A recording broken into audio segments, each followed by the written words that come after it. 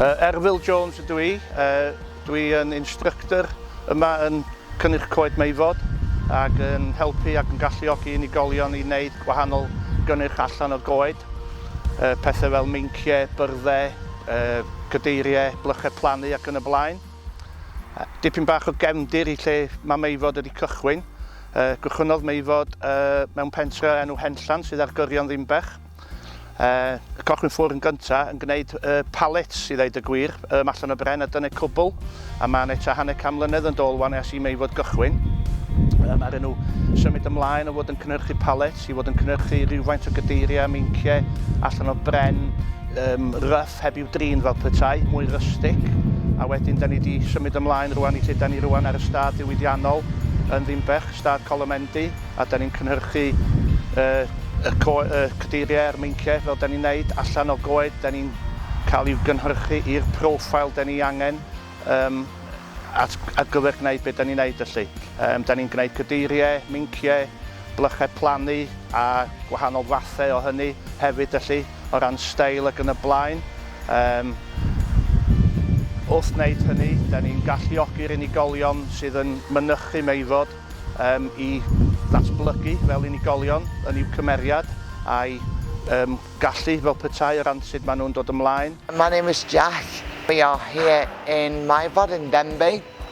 Yeah, we're here working with lots of different people and it's great. I love it, it's good fun. Oh, I do drilling, cutting, assembling, van deliveries.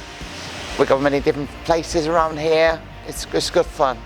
There's all kinds of different like planters, tables, round tables, there's different kinds of stuff around here that I love doing. It's great fun.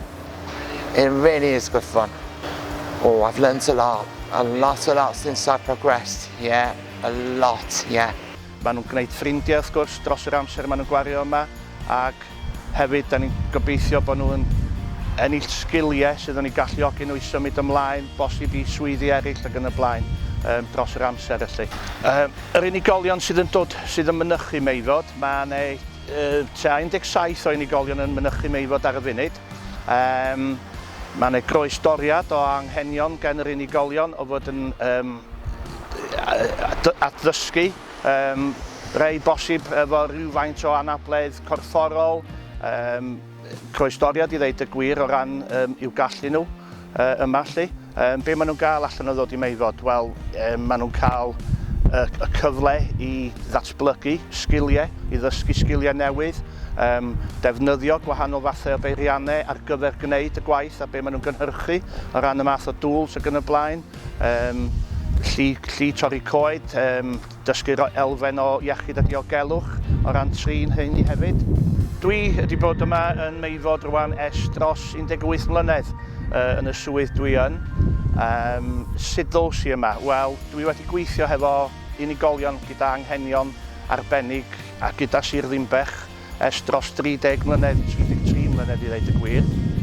Pan nes i gychwyn, cyngor Glyndŵr oedd o, wedyn oedd o'n gyngor Clwyd a rwan yn Sir Dinbych. Cyn hynny, oedden ni'n gweithio yn gwneud bara i ddeud y gwir. So mae'n dipyn bach o newid yn lle dwi wedi dod o a beth dwi'n neud rwan. Wrth y modd yn gweithio lle ydw i rwan ac gyda'r unigolion sydd yma rwan. Mae'n galluogi nhw i wneud beth maen nhw'n wneud.